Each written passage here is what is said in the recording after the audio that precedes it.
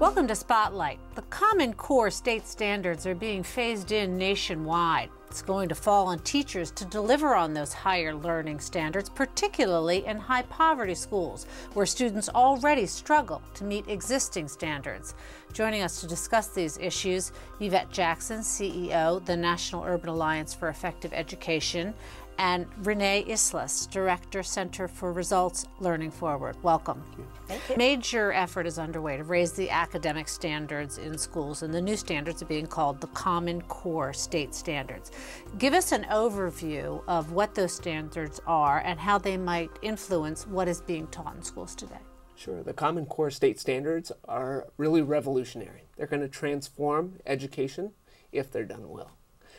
So the standards set a new bar for teachers, for students, for educators, thinking about how schools run. We're actually going to look at deeper learning for students. It's not just transactional. It's not just about rote memorization, the way we're criticized often in schools today, but it's trying to get both that conceptual learning and the knowledge and information that students need to know and be able to do.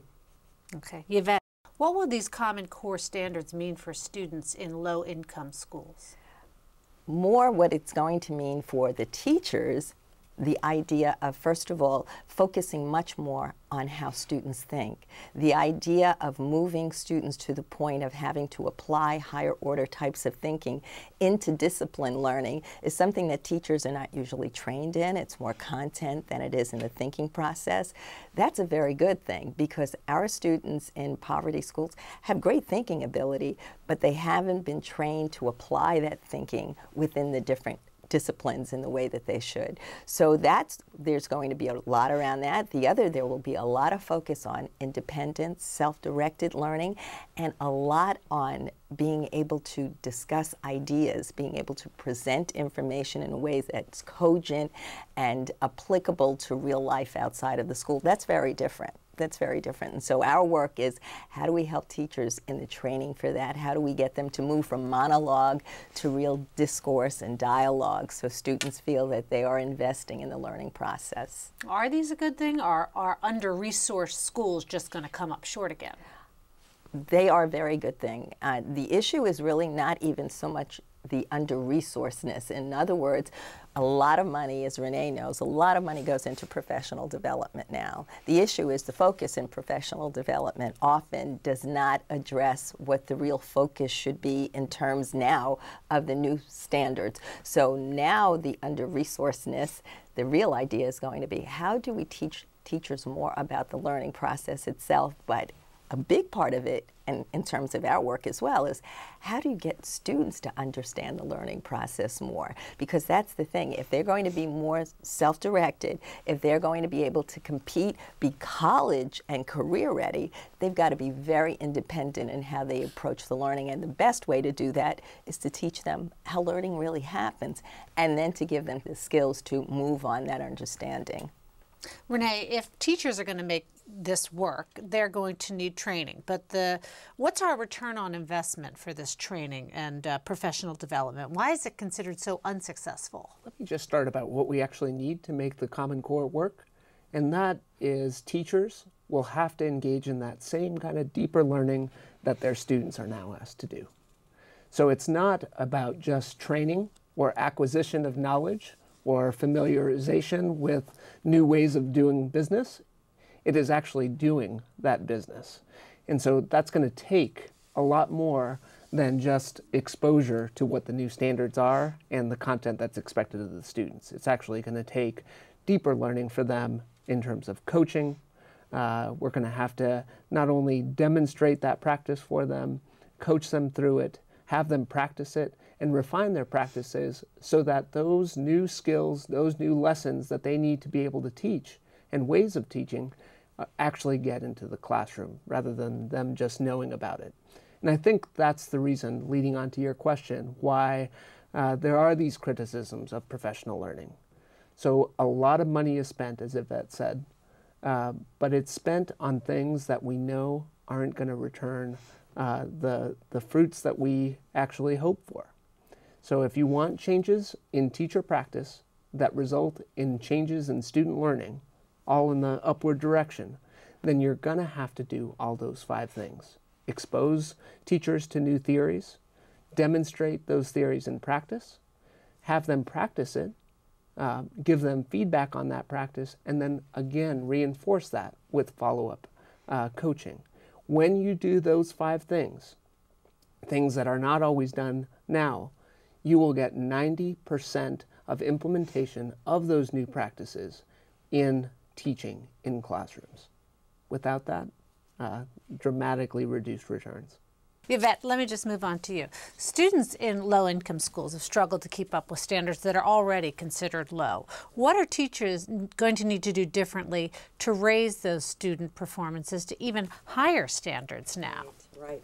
Well, so much of this is going to be the burden in the secondary schools, because right now what we're seeing is these Common Core standards are expecting that teachers who teach different disciplines, science, social studies, are going to have to put much more emphasis on comprehending reading in deeper levels, which means they are going to need much more certification or training, professional learning on how to teach reading, which is usually they don't see themselves as needing to do that. And yet to read more deeply, to be able to apply that learning, that's where they're going to need it. So what does this mean for the students who are in high poverty schools, where right now the reading has been on a pretty superficial, let's get them to understand comprehension that just gets to facts, not a lot of interpretation, not a lot of hypothesizing and theorizing from what they're reading. These are children who come to schools actually with that ability, but haven't had to use that ability outside of school, and they haven't had to use it inside of school because so much of the focus for them has been on where they're weak, as opposed to this great thinking that they naturally have.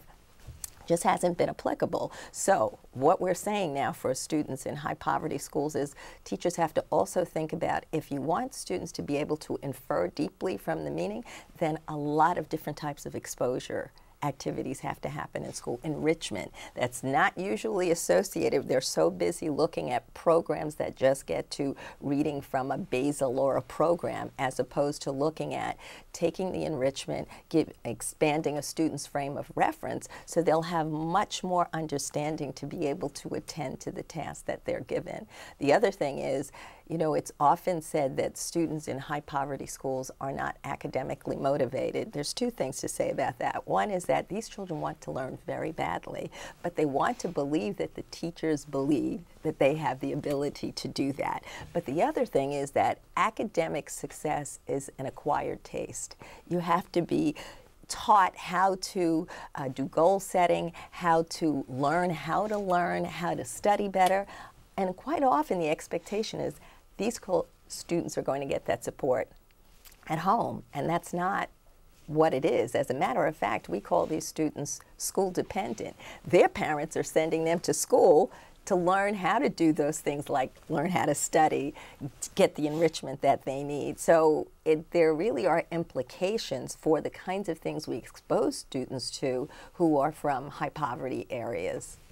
Well, let's talk nuts and bolts. What local, state, and federal policies need to be in place to get teachers to the place where they're able to be effective in teaching these higher standards? Right. Well, the first I can think of is, again, secondary school.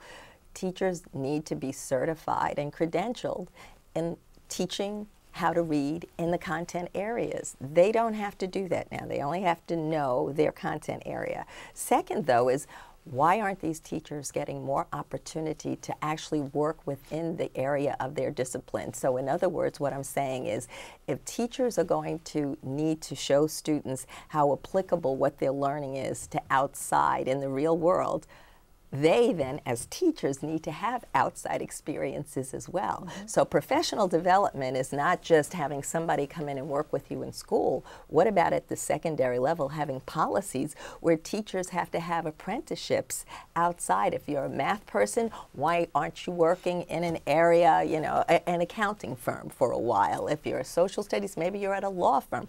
That kind of thing. That policy never addresses that, and yet the expectation is that students should see how this is applicable to outside. The other, in terms of policy, is wouldn't it be so critical to start changing belief systems about the students also? If we're saying that they need to be college and career ready, then we have to believe that they really are capable. So part of the policy is, instead of looking at identifying weakness as part of the policy, why aren't we also identifying strengths of students just as policy?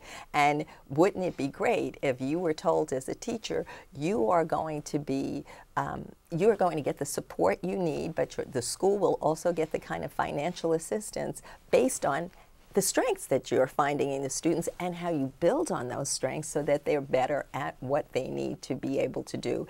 And the last thing, I think, in terms of looking at the policy is around assessment. Right now, the assessments, they would like to say they're performance-based. I don't know any of the assessments that are really performance-based. They're still paper and pencil. But more than that, the assessments don't really look at learning growth. That's what they're saying they will do, though. And so the policy has to be, how do you teach a teacher how to assess within the classroom? Not a test that they're given from standardized achievement, but how do you incorporate within your pedagogy, within your instruction, the way to dynamically see how well students are doing? There should be certification, there should be policy that's connected with that as well. So Yvette mentioned many things that have to transform, that have to improve. The culture has to change within schools and the expectations. So what we see professional learning is doing at Learning Forward, that's all we think about. Professional learning is the way to support that transformation to happen. And so we think that there are also some policy implications for how to create those systems that support teachers to make that transformation, educators in general. One is a common vision for what effective professional learning is. When you look at the highest performing school systems in the United States and across the world, those school systems know what they're after when they say, we're going to support and invest teachers through professional learning. So first, at the federal policy level, at the state policy and local policy levels, there needs to be a common vision of what effective professional learning is. Secondly, on your point on return on investment, we actually need to measure whether we're getting the outputs, the outcomes that we are expecting from professional learning. Right now, if you look at federal policy, if you look at local policy, very few places are actually measuring the impact of those investments on changing teacher practice, and certainly not on changing student outcomes. So those are two major policy issues that really need to come into the forefront at the federal, state, and local levels.